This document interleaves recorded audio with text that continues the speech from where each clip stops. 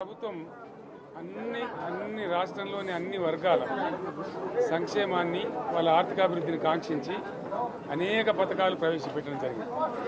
ఒక్క పథకం మీద కూడా ఇప్పుడు స్పష్టత లేదు.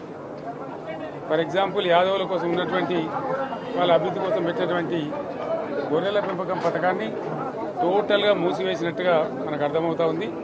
ఇప్పటికే యాదవ సోదరులు చెల్లించిన డిపాజిట్ కూడా తిరిగి వాపసు తీసుకున్నది ఈ ప్రభుత్వం ఎక్కడ కూడా లేదు.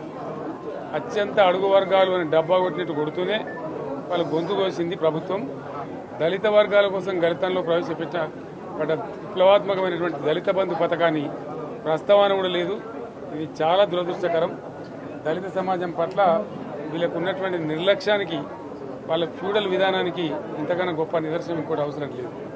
అదేవిధంగా మత్స్యకారులకు భరోసా లేదు, ఎవరికి కూడా చెప్పుకోదగ్గ భరోసా లేదు. ఇందులో విశేషం హైలైట్ ఏంటంటే ఆర్థిక మంత్రి ప్రతి మాటను ఒత్తి ఆ డబ్బు వచ్చినప్పుడు అదేందో పెద్ద మహాప్రపంచ విజయంలాగా ఒత్తి చెప్పడం తప్ప కొత్తది ఏమి లేదు. ఒత్తి పలుకులు పలకడం తప్ప కొత్తగా చెప్పింది ఏమి లేదు. ఏ ఒక కొత్త సంక్షేమ పథకం కానీ ఏది కూడా లేదు. మహిళల పట్ల కూడా చాలా స్పష్టంగా చెప్పాల్సిన అవసరం ఉండే. కానీ వాళ్ళు మేము 1,00,000 కోట్లతో అన్ని రుణాలు, ఆ రుణాలు వీలేదో ఇస్తున్నట్టుగా అది ఆల్రెడీ ఉన్న స్కీమే, నథింగ్ న్యూ అబౌట్ ఇట్, ఏమి లేదు. వెరసి ఇష్యూ యాజ్ ఏ హోల్.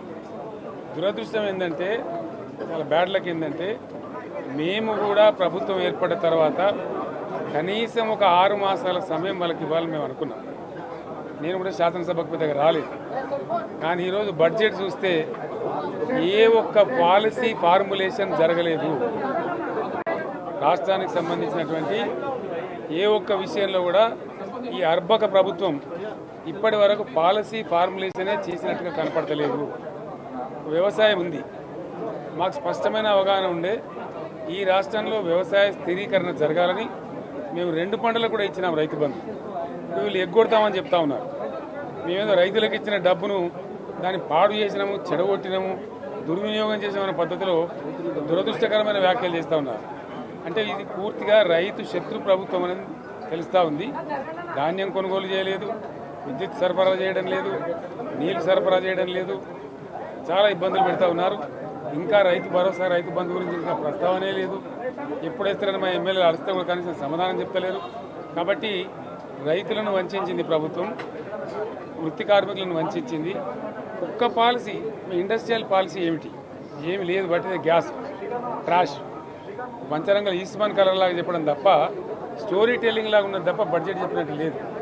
రాష్ట్రంలో వ్యవసాయ పాలసీ ఏమిటి, పారిశ్రామిక పాలసీ ఏమిటి, ఐటీ పాలసీ ఏమిటి, ఇంకా ఇతర అనేక పాలసీలు, పేద వర్గాలకు సంబంధించిన పాలసీ ఏమిటి అనే దాని మీద ఏ ఒక్క దాని మీద కూడా గ్యాసు ట్రాషే తప్ప, చిల్లర మల్లర ప్లాట్ఫామ్ స్పీచ్ లాగా ఉంది తప్ప అది బడ్జెట్ ప్రసంగం లాగా లేదు.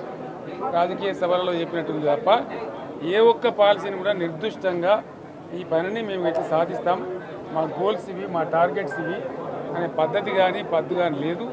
ఇది పేదల బడ్జెట్ కాదు, రైతుల బడ్జెట్ కాదు, యువల బడ్జెట్. విశ్లేషణలో రేపు మీకు తెలుస్తుంది. భవిష్యత్తులో బ్రహ్మాండంగా మేము దీన్నంతా కూడా చీల్చి చెండాడబోతాం. Thank you.